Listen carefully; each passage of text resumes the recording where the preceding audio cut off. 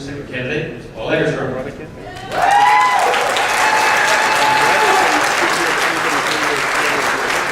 Thanks, Fred. You know, I came here today not expecting to run for state party chair. In fact, I haven't campaigned at all. I didn't put out emails. I didn't put out letters, nothing. Because I was going to come back from the inauguration and get involved and roll up my sleeves to do what we need to do to turn the state blue. But when I got back from the inauguration, what I was reading in the newspapers sent shivers up my spine, which is basically the state's going one direction and the country's going the other. And one of the problems is, and this is a problem with us as Democrats, we're not willing to stand up and fight back against what the Republicans are saying right now in all those newspapers, which is this budget deficit was caused by Janet Napolitano and us Democrats for reckless spending. And we know that's not true, but we don't want to say why it's not true. The reason it's not true is we have an unfair tax policy in this state. In fact, I don't think we really have taxes in this state. And because of that, in 1990, we've had 20 years of tax cuts from the Republicans. And nobody's willing to come out and say it. And that's why we're in this situation. And we've got, since 1990, we have 1/3 the state income tax we once had. We used to be 26th in spending on education in this state. We are now 49th and falling after these cuts are coming. You heard what Fred said about the universities. They're turning into junior colleges. And when Jan Brewer says that we're going to bring business here because of these low taxes, that's wrong. Because businesses, the first thing they look at is the university systems and education system. And if it's in the tank, they don't come. We won't be the Tech Valley in Tucson. We won't have biotech industry here. We lost the best biotech person in the country at the University of Arizona the other week. Went to California. We need to fight back. And if we don't, we're not turning the state blue. They turned the Colorado blue because they went after Tabor, their restrictive tax policies. Got rid of it through initiative. Took back the legislature. Took back the Senate seats, the congressional delegation, the governorship. And they voted for Barack Obama last year. Now we can do the same thing, but we better start talking about the big gorilla in the room, and that is a fair tax policy. And I've watched polls, I've seen polls. Everybody, even Republicans, will vote for tax increases as long as it's going into education to educate our kids. The Southern Arizona Leadership Council, which is a business-oriented group down in Tucson, said it last week, we need more taxes for education. Otherwise, we're going to be a scrap heap of economic history.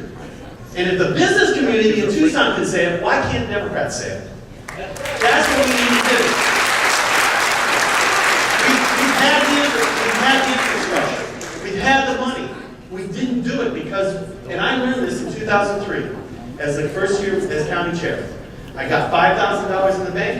I raised a good amount of money. By 2006, when I left, we had a $300,000 budget. Let me tell you something. The first 2003 city election, we had a mayor who wouldn't take on the incumbent mayor on the issues, and we lost. We had organizers, we had walkers, we had the money. We beat him for the first time in vote by mail, but we lost. And I said, that'll never happen again. In 2005, we messaged out, and we messaged strong, and we took back the city council by beating two incumbents by 62 and 65%. Now, all I have to say is, you can't raise money unless you have one of two things. One, a person like the governor, they can raise money because people want to give money to the governor. We don't have the governor. The other way to do it is with a message. Barack Obama taught us this. With a message, you can get people connected, and they will give you money, even if it's small dollars, but they'll do it monthly, $10, $25. And if we have that message in 2010, we make inroads, we can do two things to message out. We can get a progressive think tank out to fight back against the Goldwater Institute.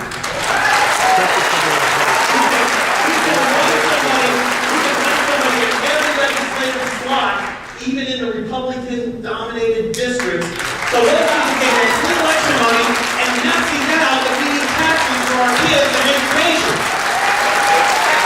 But that's a 4-year plan, folks, and we need to start talking now. By 2020,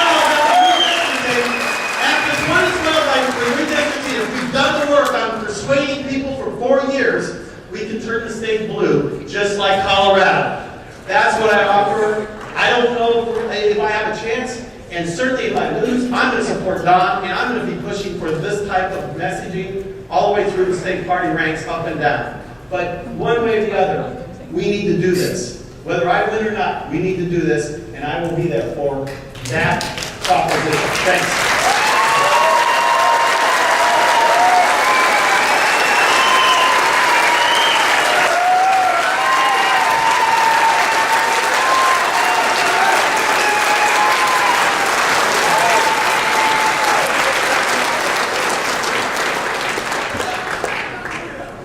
Well, let's do this again. Randy Pullen, Don Bivens, Paul Eckerstrom. What do you think? I think we look pretty good. This party's got a lot of great leaders. All right, let me explain how the ballots will look to you when you proceed to vote. There will not be names on the ballot. There will be numbers on the ballot. So, one is